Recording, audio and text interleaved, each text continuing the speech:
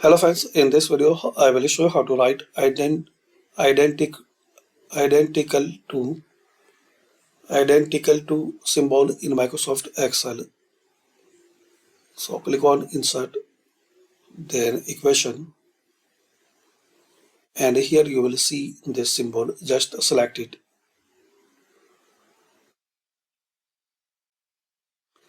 You can write this symbol using this shortcut.